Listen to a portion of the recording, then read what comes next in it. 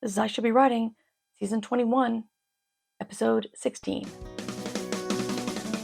Well, I should be writing. I should be working on my craft.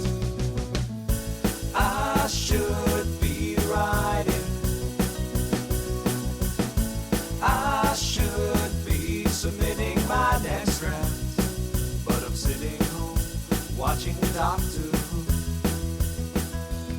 This is I Should Be Writing, 20th Anniversary Episode, live from Worldcon. Woohoo! So hi there, folks. Welcome to I Should Be Writing. This is a podcast for wannabe fiction writers or anybody who just wants to a little bit of support during their creative career. I'm your host, Mer Lafferty. I'm live here at Seattle Worldcon 2025 with my mentor and 20-year friend, James Patrick Kelly. Hello, I'm so happy to be with you again and again. Yes. Jim's been on the show a couple of times. Always a good time. So we had breakfast and talked about sausages and careers and stuff, and finally got back on the topic of what we're going to talk about, which is probably the last 20 years. Yeah, right. So a lot of time has passed since the first one of these, and a lot of events in both of our careers, and so that's something that happens with a writer, is that your objectives change, your career changes, your stories change, and your personality has a little bit of a change too. And so it's something that writers have to deal with, is that you may have written a story 20 years ago that you can barely remember being that person, much less writing that story. Yeah, I have that problem because I wrote a first it was published via podcast, and then Small Press picked it up, called Playing for Keeps. And the Small Press didn't want a sequel. I had a sequel in mind. And people have kept saying, well, you could just write it yourself and self-publish it. It's so easy these days. And suddenly I realized that was 18 years ago. And I don't even know if I could write the sequel, right? Even if I wanted to or had the time to. So I'm realizing that may not be a story I ever get back to, which is, it feels sad, but I don't think it's really sad. It just feels like it should be sad. Yeah. I don't know. But it's just the evolving of my voice and the stories I want to tell. That's really it. Yeah. Well, and one of the things that has happened with me several times now is that I have had several collections of my short stories. And so when you read a story, when you're deciding what stories to put in the collection and where they should be, you're reading a story and you're trying to remember writing the story, and you're also trying to remember the person who wrote the story. And there's always the question, for instance, if you're doing a reprint, is like, do you change the story? I mean, now, theoretically, we're all much better writers than we were. So should I mess with it, or do you honor the guy who wrote that story? I had a collection that I really love. It was a huge collection. It was like 200,000 words, 300,000 words. It's a bug crusher of a book. And they wanted a retrospective of my career, so they wanted to publish a lot of the early stories so you could tell how I had evolved as a writer. And I really cringed because some of those early stories are not very good. And for every early story, so that you could see how I had developed as a writer, there was going to be one less room for a really good story that I wrote later. And so it was a difficult choice to make, but it also is that sort of thing. It gets you reflecting back on where you were and where you're going. Yeah. I remember when it was major news. I mean, I guess in book world, I'm very narrow view of major news, but major news when they decided to republish Are You There, God? It's Me, Margaret, and update the period technology. Because I read it when I was a kid and I still had no idea what the hell they were talking about with those belts. Mm-hmm. Yeah. No clue. Yeah. And so it was, in the past couple of decades, years, I don't know. But, it was a big deal that they took this many, many times overprinted book, reprinted book, and actually made a change in it. So yeah, you've been giving me like mentorship and advice for 20 years. Have I ever not followed it and you went, just sad head shake? No, I don't think so. I think that one of the things I might have said early on, which I was wrong about, was sort of the indie thing, you know. And when you first started, I kept thinking, well, why are you trying to publish this yourself? You should be sending stuff out to, you know, traditional publishers. But I think that's wrong. I mean, I think that there is, now that I see the power of indie publishing, I think there's still pitfalls to being published indie, but there's also that control that you have that is really important to some people. And it also is that freedom to sort of not be bound by what can be published in traditional publishing that you might want to talk about, you know, and sort of follow your where your muse is leading you. I don't know. The thing about giving advice is you offer it, and then a lot of times you're very happy to find out that it is ignored. Because, you know, you're just speaking in the moment and you're saying sometimes just by the seat of your pants, this is what I think. And then the world changes and you realize, oh, I was wrong about that. Boy, I should be paying more attention to you know, one of the things that we both started out was we were both podcasting. And so this is evidence of, you know, the success of that part of Mer's career. And my podcasting sort of fell by the wayside. And I was happy. I was just too exhausting to do the podcast. I was reading my stories on a podcast, and it turned out to be a wonderful thing for me because eventually some guy from Audible, Steve Feldberg, who was probably at this convention I think I saw him. You know, heard my podcast and decided, oh my God, that guy right there in the back of the room is the very man I'm talking about. You know, heard my podcast and asked if I would be willing to do some podcasts for Audible, and so I did that. And but it also kind of burned me out on podcasting, and the editing and the whole process was while it was fun and while it was fun to play with the technology, it also wasn't. It was taking a lot of time from the actual writing. Yeah. Well, I don't think your podcast actually takes.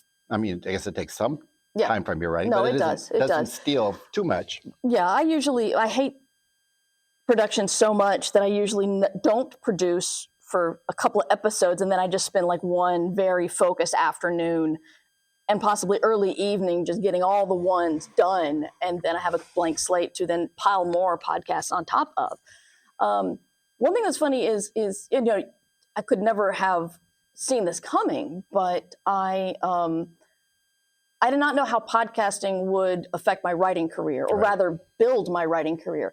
But what podcasting did for you was you got a whole bunch of, what was it, Chinese fans? Yeah. I mean, that's one thing that happens is that when you are, your podcast is available everywhere, people from other countries can listen. And sometimes they're just listening to hear what, you know, spoken English is about. But they're also, if they're trying to learn English and they're also science fiction fans, they'll be well, I could listen to this. And one hopes that they'll be getting not only something from the science fiction, the literature part of it, but from, you know, your own enunciation and how you talk and the patterns of your speech. So yeah, I've seen a lot of people, you know, looked at the podcast or listened to the podcast as speech training, you know, as English training. You know. Yeah, Jim's an excellent narrator.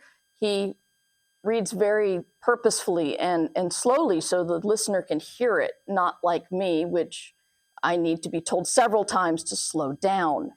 But yeah, I'm impatient, I guess. Yeah. But on the other hand, the other side of that is that, you know, when I do my, you know, slow and deliberative, I sometimes get to James T. Kirk overacting with the pauses, the pregnant pauses, anyway. So you know, the whole narrating thing is many of our friends do not like to listen to their audiobooks. And why don't they? Because they don't hear, the narrator is not narrating the story they heard in their head. So, I mean, for better or worse, when you hear me read, you're hearing sort of the story I had in my head, although not, because it's sometimes very much removed from where it was. But I do think that that's a thing that, you know, I love audiobooks, and I love to hear different.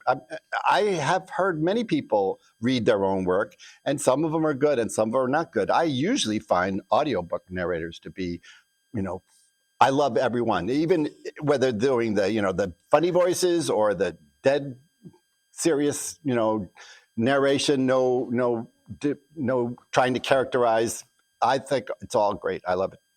I was recently finished You Are Fatally Invited, which is a thriller, and it's a take on And Then There Were None, but the characters are all mystery writers. So a bunch of mystery writers on an island, they all start dying. The problem is two of they have different voices for a lot of the different characters. Two of them really like to start off strong and then kind of end their sentences over and over again. And it made me very angry because I was turning it all the way up in my car because that's where I listen, and it's just super high. And then that's the way the British guy, who's supposed to be very full of himself, and so everything he's saying is very overacted almost, but he starts every sentence and then it was, you know, I do not leave.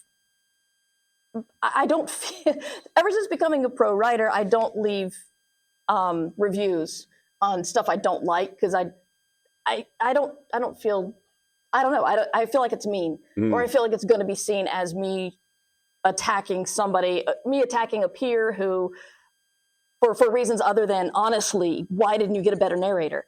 But I thought about it. I did think about just saying, God, please make it legible, audible. Let me ask you a question about advice I might have given you at some point, because I've given this advice a lot, okay. Is that during rewrite. I mean, when you rewrite, it is sometimes helpful, not always, but sometimes helpful to read it aloud. And so there you can hear whether you have awkward sentences or something like that. But now in this age of AI, you can actually, in some ways, it might be helpful too. I haven't ever tried this, but to ask your AI to read the story aloud to hear where it doesn't get or its awkwardness. But I mean, do you ever? I know you rewrite, but what kind of rewrite strategies do you have when you're ready to start polishing for sending it off to someplace? This feels like a do as I say, not as I do thing, because I know definitely that reading aloud helps you find all the awkwardness. Because when I narrated my first 3 books, I did find some things. I also found a chapter in 6 Wakes that has no title. And no one has ever called me on it. And that's my best-selling book. No one has ever pointed out, why does this one chapter not have a title? It's right at the point of an act break. So the act has a title, but then you turn the page, there's no title for the chapter. No one has ever pointed it out. Not once. I can't believe it. But when I was narrating, I'm like, oh, shit. What? Okay, I'll come up with the title right now. And so the audiobook has a title, and the print book does not. So. But I mean, to think about how you used to rewrite when you started and how you rewrite now, I mean, it's changed for me. I was wondering if it's changed for you at all. I don't get my feelings hurt so much because I've seen what my books become with a good editor. Yeah. I still am very bad at figuring out how long it's going to take me. And I was actually talking to a coach one time, and he's like, okay, well, take your deadline and see how many chapters you have left to rewrite and like work backwards. It's like this many chapters a day. I'm like, no, that's not how it works, because one chapter might need a couple of sentences fixed. Another chapter may need the entire thing torn up and rewritten as is. And so I was very frustrated at that. But I don't know. It just still feels like I'm going into a dark room with a sword and I'm just going to start swinging and hoping something dies. Yeah. Yeah. But yeah, back to the reading, I do find the flaws, but I think it might be an ADHD thing. I don't have the patience to do that. I'm pretty sure if I started reading my own stuff, even aloud, I would just start zipping through it just to get done. Yeah. I mean, it takes so long that you're so tired. Yes. You're sort of tired of the plot. You're tired of the character. Just get on with it. Die or win. I don't care. Just let's not talk about this anymore and let's move on to the next thing. Yeah. But that is a problem. I mean, I think one of the things that they tell you, one of the advice is that you never really finish a story, you just abandon it. And so then there's the question is, if you do get too tired, do you abandon it too soon?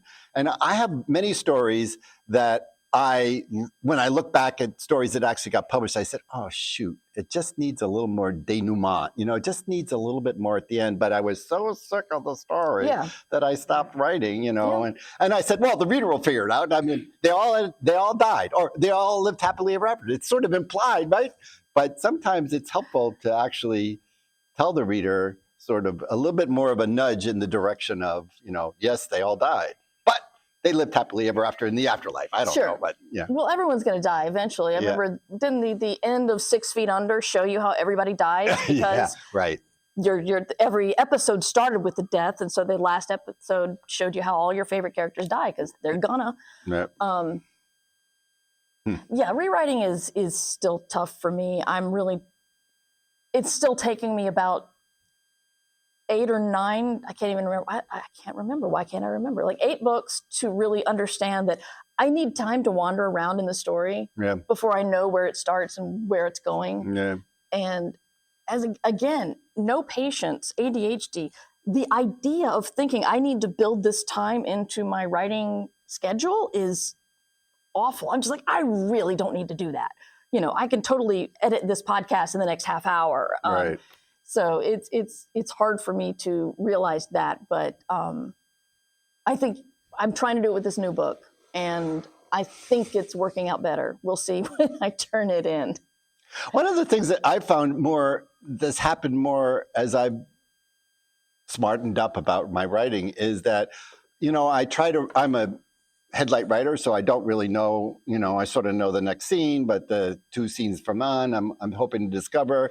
I'm hoping that if there's a gun on the mantelpiece in one scene, somehow that'll be there. And when it comes to rewrite, if the gun didn't go off, then I take the gun off the mantelpiece. Yes.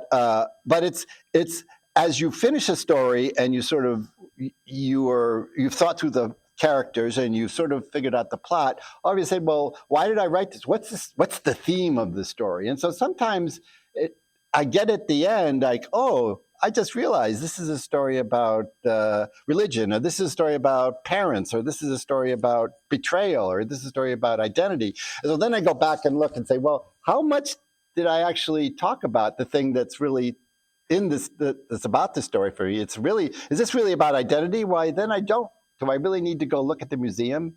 Maybe the museum scene comes out. And so I don't know. I get sort of these thematic rewrite ideas these days to sort of decide what comes out or what needs to be, what scene I left out that would be totally explaining how the theme is working out here. See, this is what makes me think like I'll never be a teacher or a mentor anywhere near your level, because ever since I was a child, I felt like things like puns, things like themes, things like stuff that's not written, but it's under there. Yeah. I can't see it. I just can't. I remember raging about, I'm going to get it wrong, Jim. It's Sound of the Fury. Yeah, I think it's Sound of the Fury where the one of the brothers is supposed to be a Christ figure because he's 33. I'm like, really? That's a Christ figure? Why? I don't see Christ anywhere in this story. Yeah. I'm doing a collaborative project. I can say nothing about it. But one other person on the project, when we had our writers meeting, was like, I think I'd really like to move forward with a theme on this. And so everyone starts brainstorming themes for it. And I'm just like, I'm just going to follow y'all because I have no idea. And so, and they came up with the theme, and I don't know if my story followed it, mm-hmm. but that's why we have rewrites and everybody reading everybody else's story. But sometimes I feel bad about that. The fact that theme is so hard for me to understand. I've read books where it's just like, there are some basic themes. Your story probably follows one of them, but I don't.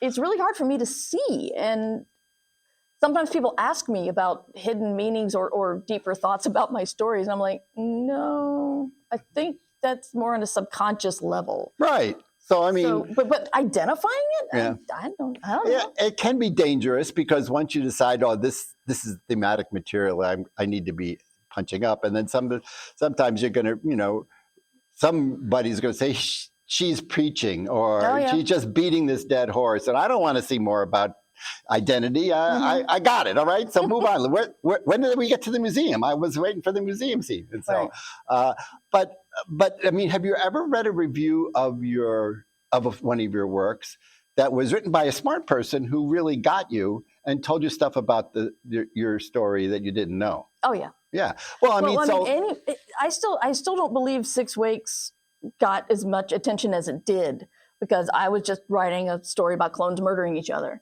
And the problem is that if I ever thought about doing a second one, and I have, I wonder what it was in the first book that made it so good that I can reproduce for the second one. Am I just going to take this book that people love because it makes them think about the ethics of cloning and then make it really superficial and stupid and get all the reviews that say this is just garbage? Why did she write this?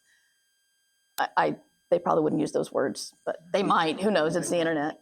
This is a thing, I should be writing perfect thing. It's sort of like, are you bullying yourself? I mean, I guess there's a risk whenever you revisit something that was really successful, oh, I can't do that. I don't understand how I did that. So here it is. And so I probably should leave that magic alone over there and try something else, which is fine. But on the other hand, there's also the thing is well, why can't I? Why can't I try? Why can't I write a sequel to something?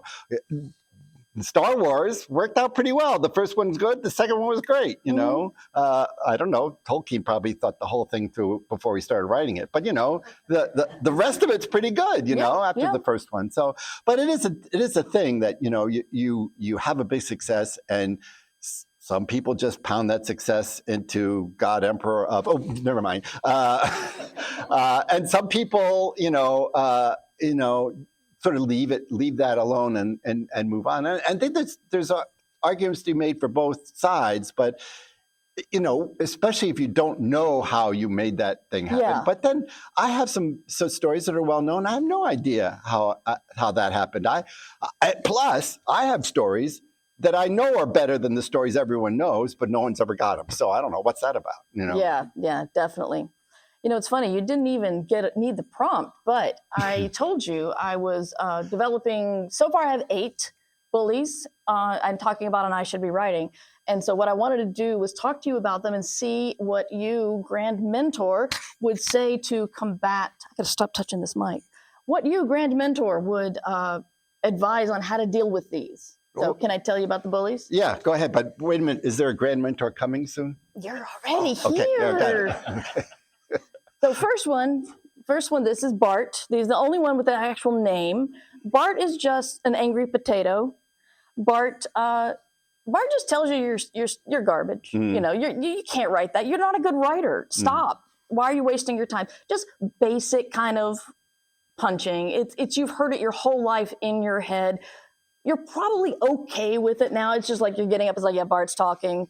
Okay, whatever. And then you just keep going about your day. But the quote I have is, whatever you think you've achieved, you're still a terrible writer, just plain garbage. So what do you think about bully number 1?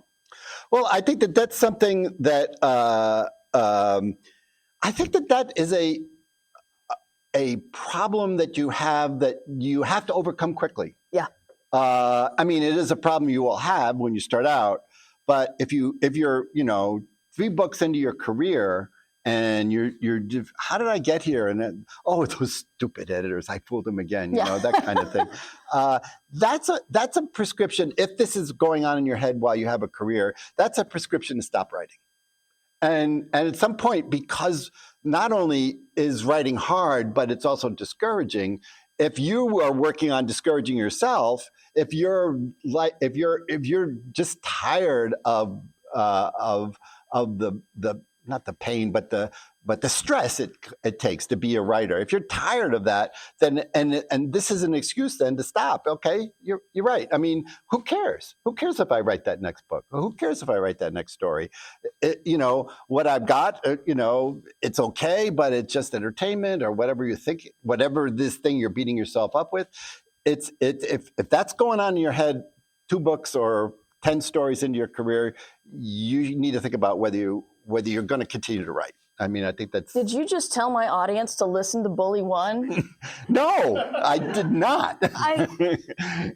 But you just said that. You have to get rid of that bully. Oh, yeah, you didn't say that. You said it's a prescription to quit. Oh, yeah, no, yeah. So the theory is that you don't want to quit. But on the other hand, there are, for some people, that advice is, I mean, I started out a long time ago, and I had a cohort of people, and over years, some of them have unfortunately passed away, but some of them have passed out of the field just because they let this happen. And so you cannot let this happen, even though, you may be at a point in your career where you can't sell your novel. And so, well, I wrote this novel, I can't sell it. What should I do? Should I keep going? I have several friends who are at that point in their career where this bully may cause them to stop. And when there's still good books for them to write, there's good stories for them to write. So don't listen to that guy. Yeah. I guess I think that if you do want to take a break or quit or say you're quitting, if you find out you miss it, then that's when you go back. If you find just nothing but relief, then, you do have permission to quit. We talk about quitting like it's bad, but only if you're quitting because you're discouraged, not because you are ready to stop writing. Yeah, back in the dawn of time, when you went to Bible Paradise 20 years ago, there was a lot of people we thought had very promising careers, but they got to that point where they stopped, and some of them started up again, but some of them just don't. And so the other thing is that if you really miss that thing that you were doing that was so hard, that was so stressing you, if you miss it after you stop for 5 or 10 or whatever many years, then you'll go back to it. You'll have to. Yeah. So bully number 2 is similar, but bully number 2 points at other people. Bully number 2 is called The Blade. I could not afford 8 postcards, so every postcard got 2 bullies. That other writer is so much better. You sold your book, they got a bigger advance. You got an award nomination, they actually won it. They will always be better than you. Right. So how do we deal with The Blade? You really have to work hard to celebrate your friends who are more successful than you. Yes. I mean, and it's not something that comes naturally, but it also is you sort of have. You love science fiction. Now, science fiction may not love you, but you love science fiction. You love this career. And so when someone else is successful, that's just a goal you can either aim for or at least celebrate that, that guy over there, he's my best friend, and he was nominated for the award, and he didn't win. But you know what? I feel like the award nomination is validation of his work, and he likes my stuff. So I'm sort of validated by that too. I don't know. There's sort of complicated set of assumptions in your head to get to that point. But when you're in a writing cohort, when you have a bunch of friends who are writing, sometimes some are here, some are high, and some are low, but they're all your cohort. You're all respecting one another theoretically of what you're doing, and so the lows don't matter, and the highs. If the lows don't matter, then the highs don't matter either. Really, I mean, that's sort of the thing. If someone can be having a hard time selling his novel, and some other guy is having a very successful novel sale, neither one of those are actually affecting you. But they also you're supporting your community of writing. And so this is one of the things, this is one of the great benefits of being in this field. We all, not all of us, but most of us are very supportive. We got help at the start, and we're helping people now. And so that's part of that community, means that you celebrate the successes, and the guy who's not having any success, you pump him up, you buck him up, you tell him he can do it. And that's sort of what science fiction is about. And it's one of the things I love so much about this genre. Yeah.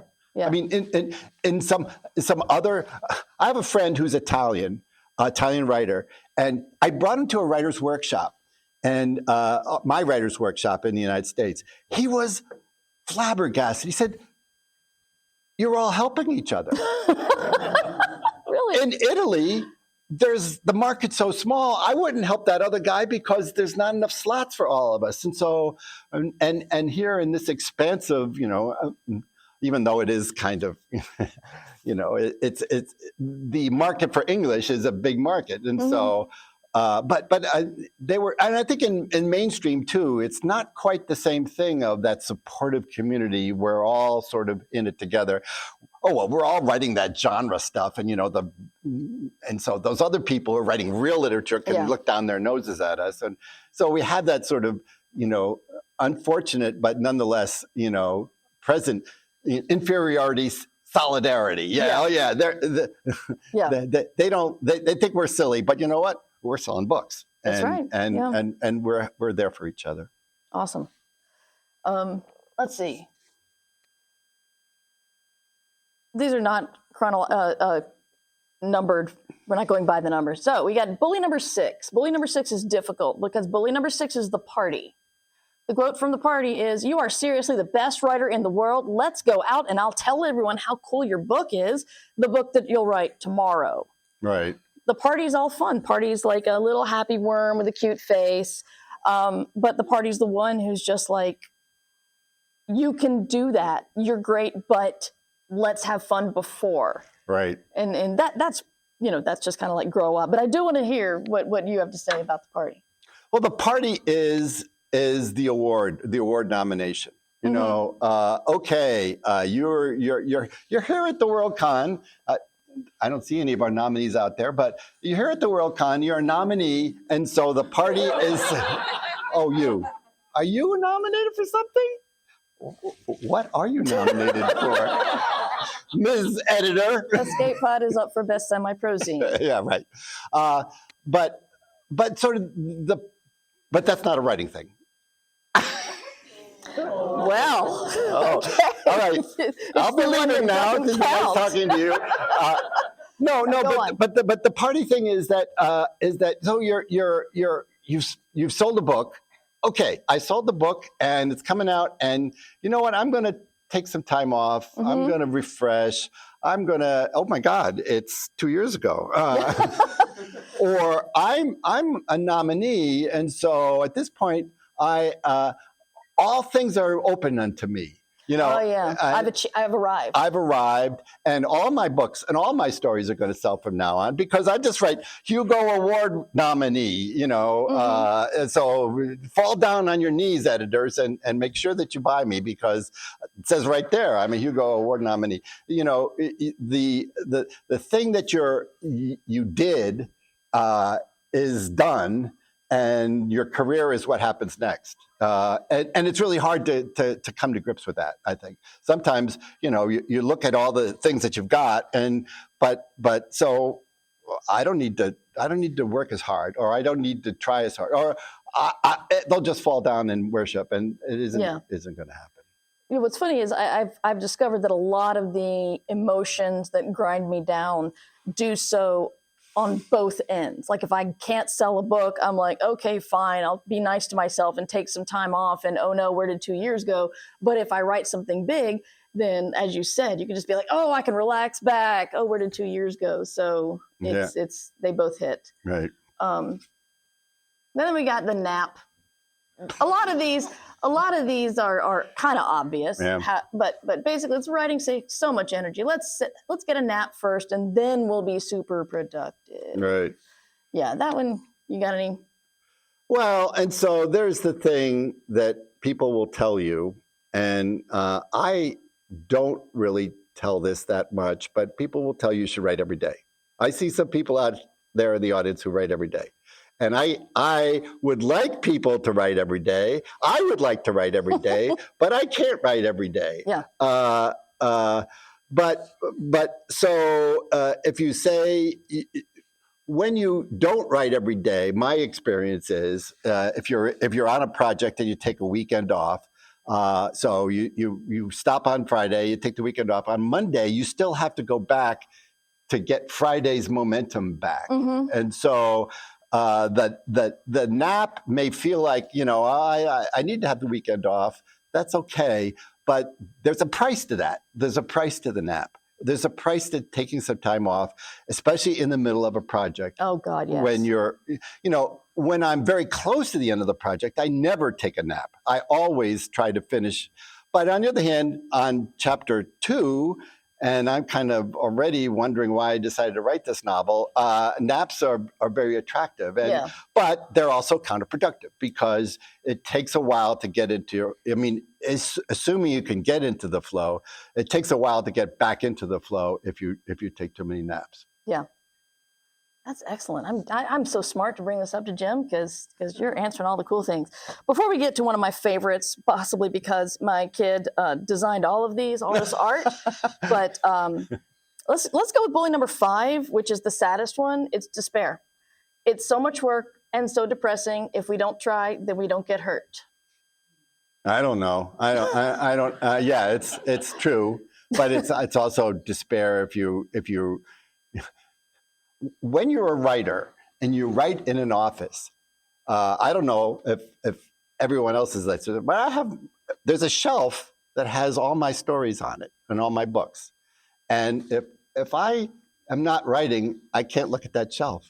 I mean, that shelf is calling to me and say, there's a room right here on this shelf for the next thing. Why aren't you doing it? And so I think if I would stop, I would feel that despair more than the despair of, oh, nobody cares, or, oh my God, that story it's my best story. It goes, rejected twice already. Should I send it out again? Yes, you should send it out. And so, but that's the thing. I would feel, I think that's one of the things a writer has, is that when you're not writing, eventually that feeling of despair or not writing will make you go back to writing. Mm-hmm. Okay. I like it. I'll have to give it a try. About despairing? No, when I do despair. Good. Then we'll go ahead and talk about number 8, which is the Imposter Cop. Everyone knows the Imposter Cop. When you're afraid that they know you're an imposter, this is what you're afraid will come get you. The imposter thing. The Imposter Cop. Worried they'll find out you're an imposter? They already know. Yeah. So help me with imposter syndrome, Jim. Well, I think that's early in the... No. You still got imposter? Absolutely. Yeah. Well, sometimes the imposter thing spills over to my friend is really doing well. And we came up together. So if he's really doing well, I must have fooled them because he's really doing well. And I'm not doing so well at the moment. Oh, I see, Yeah. But I think that, eventually you may... I know. I guess I should say this. I beat it. I don't have imposter syndrome. Yeah, I know. There are some who don't. I'm just amazed. One of the things is my policy on rejection is so I'm going to send my story to the highest paying market, or I'm going to send it to the highest paying market. And if that person rejects it, that person's an idiot. And so I said to the next one, and said, he'll be sorry someday when this is on the ballot, or he'll be sorry when he opens a best of the year, and there will be. Now, maybe it won't be in any best of the year, and it won't get nominated. But for me to continue doing it, this is the sort of self talk I give myself, is that, later when I calm down, I might say, well, why did I send this fantasy to Analog? I don't know. That wasn't a very smart thing to do. But or why did I send this story about, what is Neil's thing? Something about zombies. If I send Neil Clark why did I send Neil Clark a zombie story? Well, that was a very stupid thing to do. Yeah, sometimes you realize that, this was not the kind of story that this guy has ever bought before. But in general, I sort of tell myself that they made a mistake. And I don't know if they'll regret it, but they made a mistake because this is a good story. Otherwise, you couldn't. That's what happens when a beginning writer gets a rejection slip and says, well, geez, I wonder what's wrong with it. Maybe I'll take another look at it. No, you can't do that. You can't do that. Yeah. That makes a lot of sense. Spite helps a lot. Yeah, we at Escape Pod we have had seen books get nominated or stories get nominated or in best of, but often it's stories we rejected because Escape Pod looks for fun stories, and while this story was brilliant, it was also bleak as hell. Right, yeah, so sure, it's yeah. like, really, when we say your story's not for us, it was really not for us. It's brilliant, congratulations, all the other stuff. Yeah. But yeah, so we're almost with the last two. This is one of my favorites. This one we have a pin of. I actually got an enamel pin printed. It is the magpie. The magpie is very difficult for me to fight. Look, what's that over there? An idea, a new idea. It's so shiny. Let's stop working on our book and write the new idea. I don't have a solution for that because I am totally. The magpie's call is really hard for me. Yeah. So, especially on a novel, I have come to realize at this point in the career that I probably, although I can write novels, that's not what I'm good at. And so, especially in novels, I'm slogging through chapter 30, 32, and a brilliant short story idea. I can knock this off in a week. Oh well, but to do it right, it's going to take a month, and then I rewrite it, and then blah blah. So I've magpied myself out of the flow of the novel in order to write the story. So once again, talking about flow, to get into the flow of the novel again means that it's going to be really hard to remember chapters 1 through 33, which you were at when you stopped writing chapter 34. You'll have to you have to remember that. You remember what's in it, what were you thinking, and so anyway, I am often distracted. I usually do not work on two stories at the same time, but I have written how many stories while working on a novel that took forever to write. So I'm magpie. You're a victim. I am. Okay.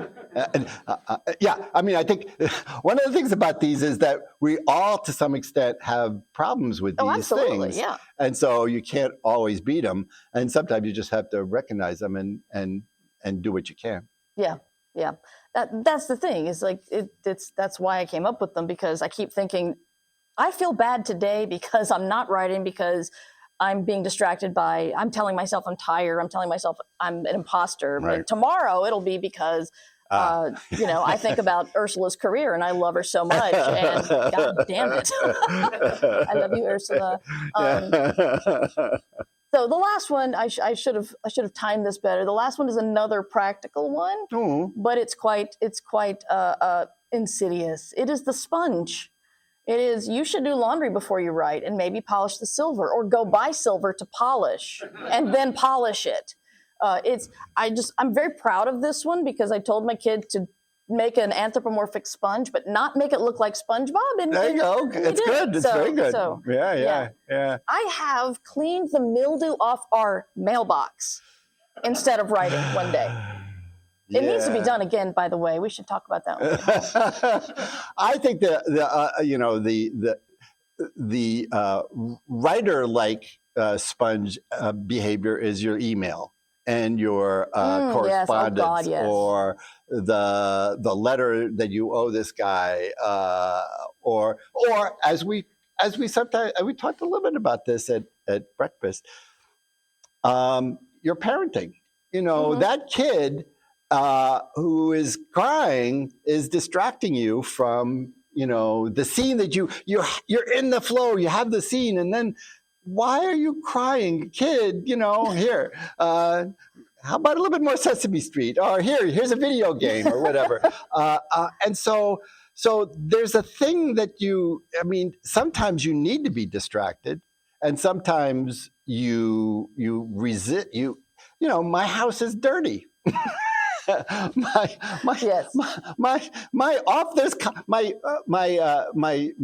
kids visit my office, and my office also doubles as a spare bedroom. They come and say, there's cobwebs. There's cobwebs on your office. I said, well, I didn't dust since March. And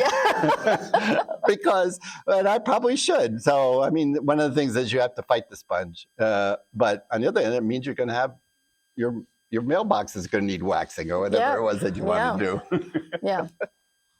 So these are the 8. I'm been having a lot of fun with them. I kind of want to do a comic, but I need the kid to illustrate it for me. So I got a shrug. I don't even know what that means. Yeah. I don't either. Okay. I got a thumbs up. So maybe we should have some questions. That's from what the I was going to audience. go for. Good. We've gone through all 8. Well, You wait a guys minute. can come get There's postcards if someone. you want. Yes, Alex. Well, Jim, thank you so much for coming back and supporting me for 20 years. I would not be doing this writing or podcasting. Wouldn't be where I am without you.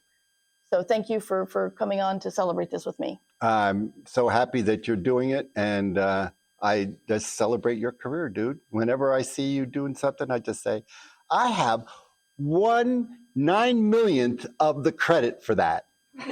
Really? Wow. Because when these guys tell a story, I take a lot more credit. A lot.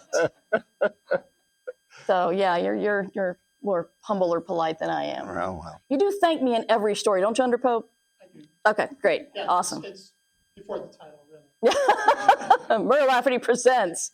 Yes. Anyway, y'all, if you honestly want to quit, I'm not going to stop you. And if you're happy you're doing so, that's great. But otherwise, you should be writing. You should be writing. Yeah.